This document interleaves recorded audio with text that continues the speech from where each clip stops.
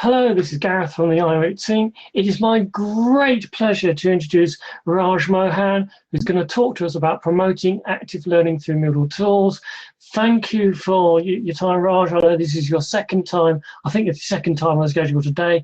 So really appreciate it. It must be all comes a break for that. So thank you very much, and away we go. Thank you, Gareth. Hello to both of you who just joined us.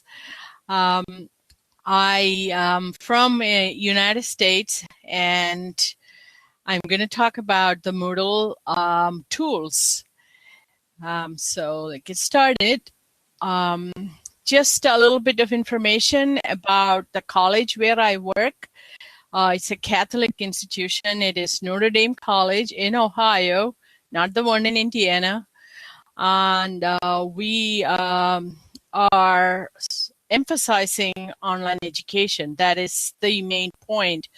The college was established in 1922, so you can see the difference. We were so traditional. We still are, but I think that the emphasis on online education tells us something about the importance that we place in student success.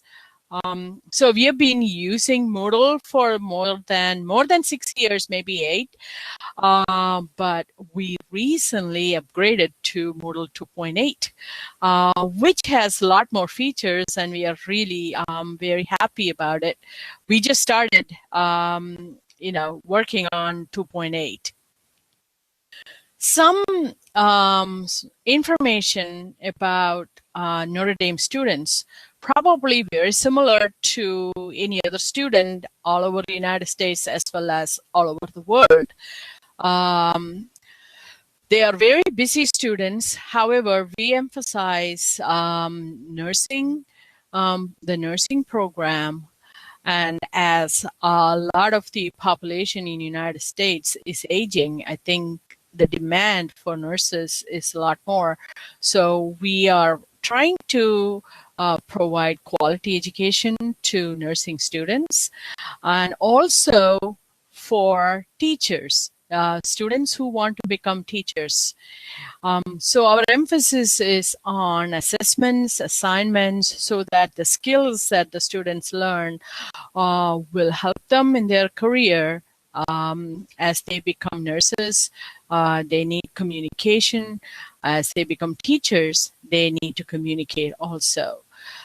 Besides nursing and teaching, we also provide certification programs in continuing education, cybersecurity, etc. So it is just like any other college, and we are moving forward with online education. So a little something about me. So I came to the United States in 1979, and I've been here ever since. I've been in Cleveland, Ohio, since 1981, and so I'm pretty used to the winter in Northeast Ohio. And if you see this picture, you see it was taken in March of this year, towards the end of March. We can still see the ice, blocks and chunks of ice. So it's pretty cold in Northeast Ohio here. I've been teaching since '88, but my online teaching has been for 11 years. So I've been using different ways of assessment in order to help students and also make them succeed, and also to retain students. So my emphasis is on trying to help them watch what they need and modify assessments each semester. So I have best practices checklist, and I put it down what worked and what did not. So out of all these is what I see for, that I have recorded and I have designed, for assessments. So I worked on Blackboard, Canvas, and now I'm working on Moodle. as a part of online teaching, I became a master reviewer of Quality Matters. And then I actually started as a peer reviewer, then became master reviewer. And I also review courses for continuing and professional education. I also review publisher incorporated courses or designed courses, courses that are designed by publishers.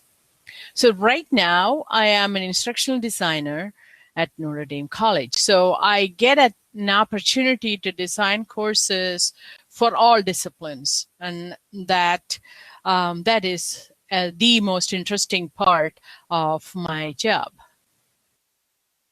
So this particular presentation is content heavy, basically because I am looking at assessments. And my main goal is to make sure that my classes that I design are successful for both the teachers and students. So I emphasize student interaction a lot. Discussion boards, database activities, wikis. So let's see the next one. As just like any other college, Notre Dame students are very busy individuals. So I believe that as teachers and designers, we have to relate to the needs of the students, which is that they have very little time. And during that time, they needed to complete their work, read, and engage in activities, and also learn the skills that they need to move forward. So these assessments that I try to design try to blend student experience with curriculum materials. So they can bring in their experience, and then the skills that they learn will make them understand that they can go further with what they learn. And you will see that this particular principle is going to work in both the database activity as well as in the wiki that I am going to show as examples. So these are the two tools that I am going to use. I'm going to demonstrate right now. The database activity will be a store. It will be a storehouse for all the sources that they find. The active learning takes place when they locate the sources. And then as they are locating the sources, they are also understanding the principle behind why they would choose certain types of sources. And then when they work on the wiki as a tool, they express themselves and they are demonstrating what they have learned. They may not be conscious of the fact that they are actually demonstrating their skills, but they really are, and they are demonstrating critical thinking. So both of these blend active learning, even though they are doing this for another purpose, which is for writing a paper.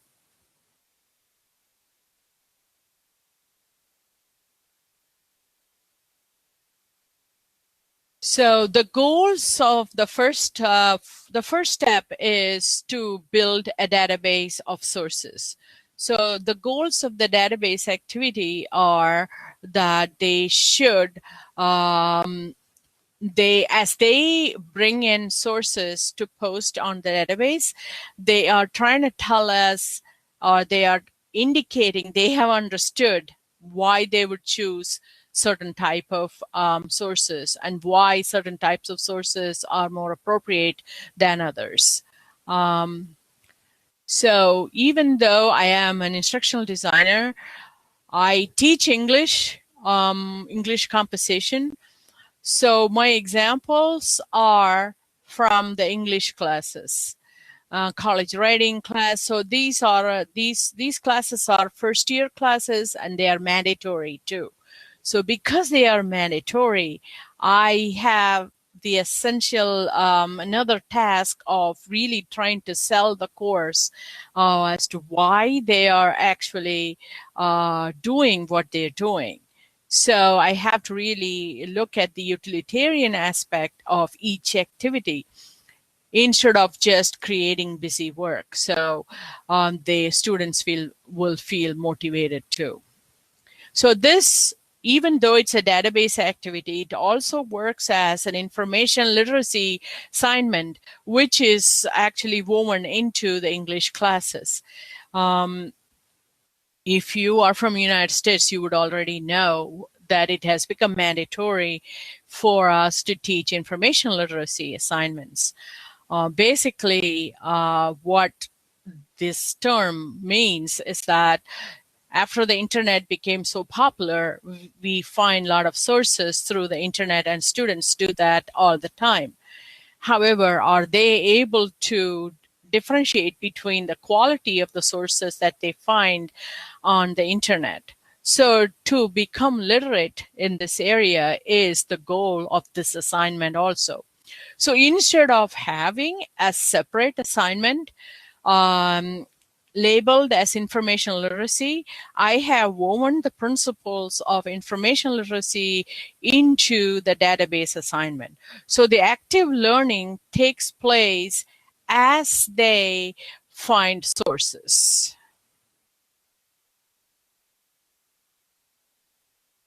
So this, I gave them 1 week to complete this activity.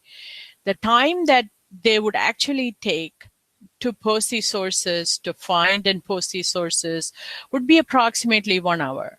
It might take a little less for students who are more accomplished, or maybe a little more for students who have come back to college after a number of years, and they would find that it will take more time for them.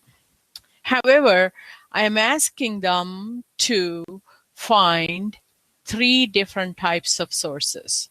The first one is probably the easiest one for them because they just have to go on the internet, mostly Google search or any other search that they usually use. And they find the information, they get the URL, and they post it on the database in Moodle. What they have to do is they have to click on add entry and then add the title of their topic and also the URL, and then save it. Then the second step is for them to find magazine articles. Now, this is a little bit, this again is not that difficult, but the articles are the quality of the articles will be definitely better than an article without an author or a random source. So I want them to understand the difference, and I want them to be able to explain that in the wiki. So I have the magazine article in Ohio. If you are from Ohio, you will see that we have a database that has a lot of different sources. We have combined them, so which is called the Ohio Link, and all institutions, academic institutions, subscribe to that. So all these magazines and peer-reviewed journals, everything is free for the students who study in colleges and universities. So all they have to do is log in and search with keywords, and then they will be able to find the sources. Now, the second source is slightly different because I am going to ask them to save it as a PDF or an RTF file and then post it as a file. on the database, not just the URL.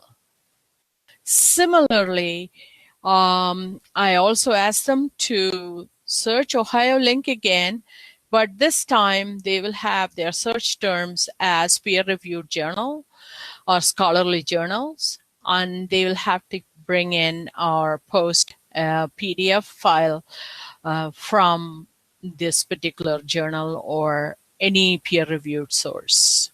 So these are the 3 different sources that they have to post on the database by clicking Add Entry. And each student has to do that.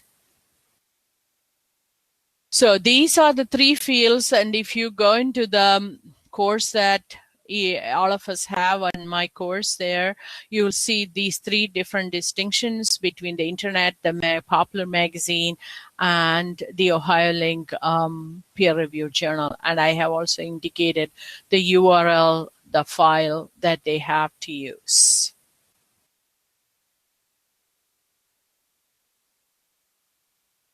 Now, one of the things that I do to encourage mandatory participation is that I adjust the settings of the Moodle database. What I usually do is that I make sure that they have to post their sources before they can see the sources that others have posted. That ensures that they are not going to copy the same source that someone else has posted.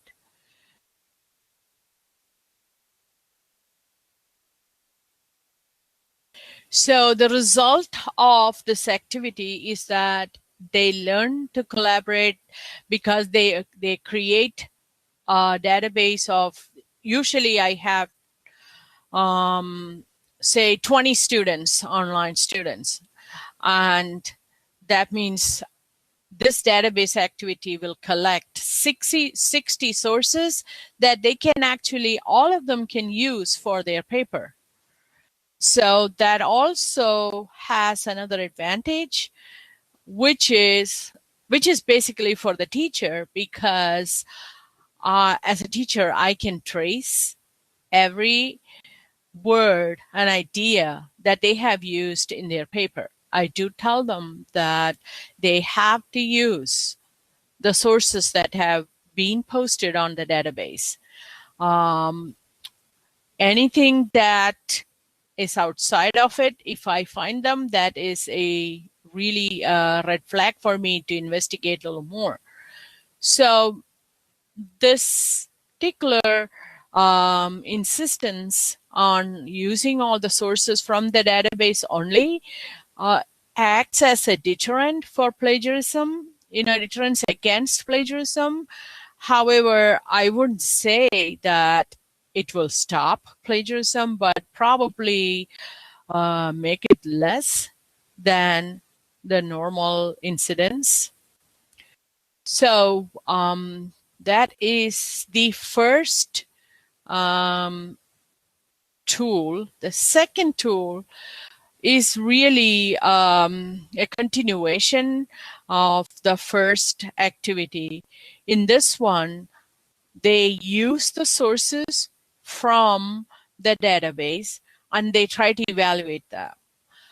This is also part of the information literacy assignment, which is, in this particular assignment, they are trying to talk to us, tell us why they chose a source and why they would choose that particular type of source again. What are the advantages? So they are trying to think from, after having done something, they are trying to analyze why they did what they did. And that I would consider as active learning. It is the same work, except that they are looking at it from a different angle, and they are collaborating also, because in the wiki, each one posts their analysis. And then after they post the analysis, they are going to interact with their peers' content and and talk about it, add more ideas, maybe add another source. They have a lot of possibilities in the wiki, and wiki has worked really, really well for me. And how would they analyze these sources? Basically, I have these two documents here that I posted on the chat. The second document it gives the guidelines, the criteria that they have to use in order to evaluate the sources. So it's almost like a rhetorical analysis with the logos, ethos, and pathos. Because they are English students, this is the class which is research based. However, the previous class would have taught them rhetorical analysis. So it builds on what they already know. So they are bringing with them into the class the skills from another class. And they're using that skill to evaluate the sources. So again, from their past experiences, they are adding to their analysis as to why they would choose a source.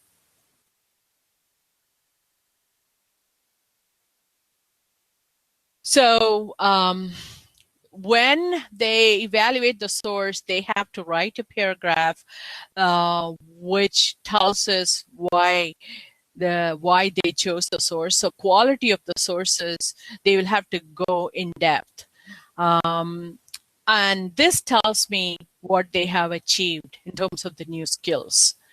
And also the fact that they will take these new skills when they go, when they pass this class, when they succeed in this class, when they go for their majors, because these are first-year students. And as they apply these skills to their majors, when they look at their research projects, they will use these skills.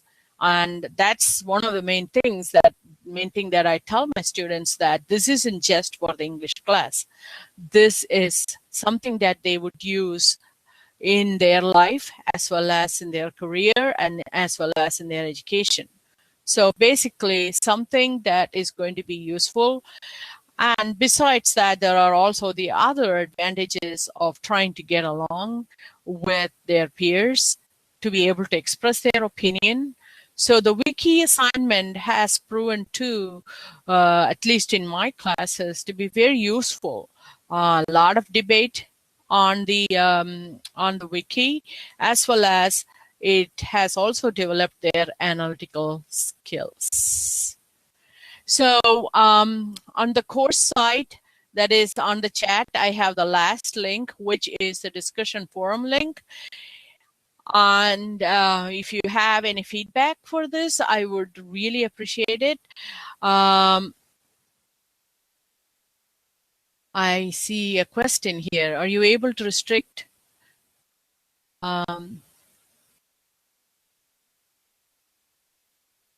They have to do 3 sources.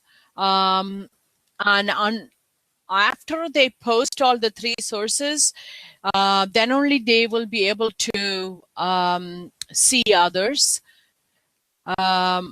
Yes, they have to post them before they can see others.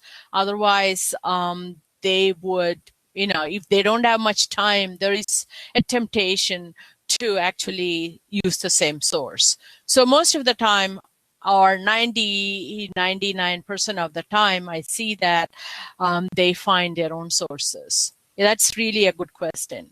And I like the Moodle settings, so that we can adjust that. And that is very similar. The Moodle settings are very similar to the Blackboard settings we have too. It's very similar. If they post one at a time, then others won't become available. That is true.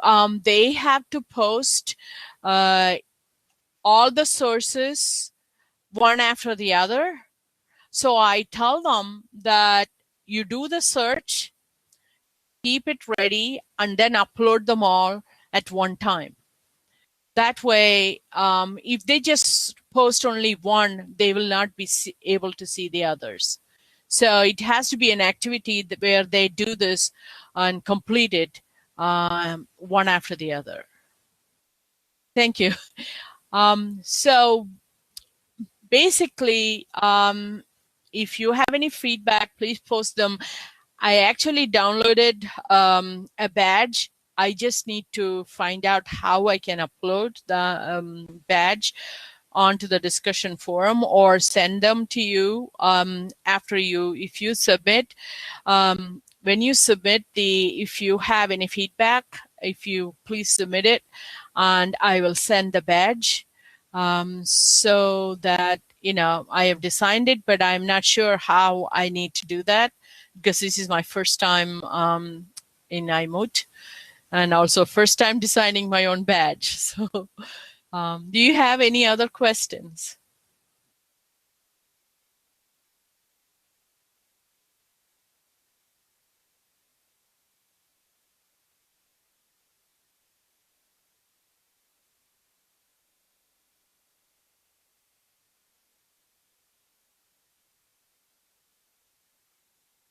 Oh, I see. So she was trying to find sources, and she was actually for an English class. I'm not sure why she was focusing only on the content. You mean she wasn't finding sources? Is that what you're asking?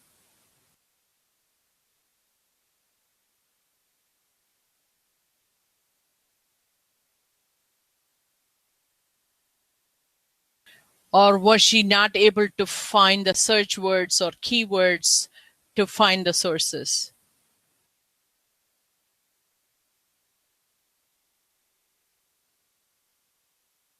No, I don't use language packs. I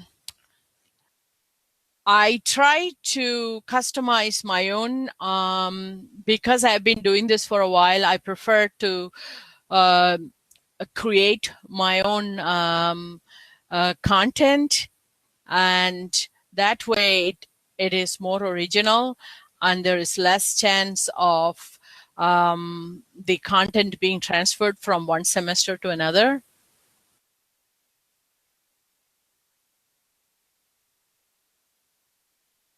That is true. The courses need to really be explicit. The directions have to be very explicit, especially in an English class. And the assignments have to be very clearly stated. I usually have a PowerPoint and also examples and student samples. And I also post graded student samples too, so that it becomes clear to them, and I have a checklist for the students that they needed to use.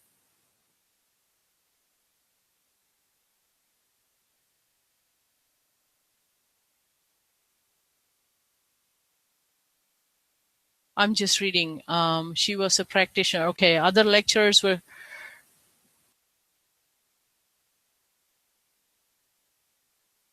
I see. I think if that was an online course, she needed to really make it clear everything that she was trying to do in the class. Otherwise, it would have been very difficult for the student.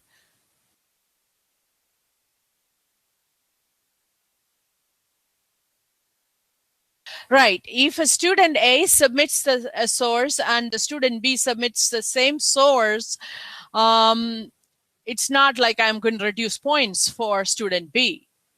It's just a coincidence because they don't know what they have submitted. Because I don't say that they cannot submit the same source. I'm just trying to prevent them from copying the URLs and the files just because they don't have much time. If they did find the same source because it just happens to be there, that's fine.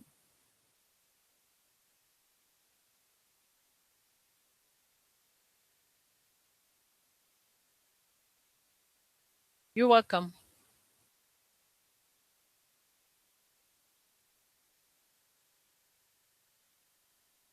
Other questions?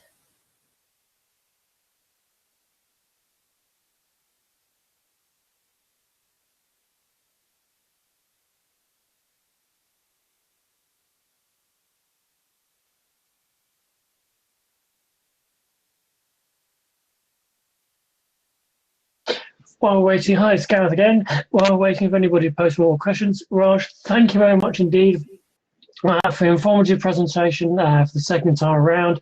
So very different aspects of how you're using Moodle in a different way, really sort of enlightening in the way that you're using the modules to apply to your particular challenges and situation and how you've adapted to what's there already. Yeah, thank you. Thank you.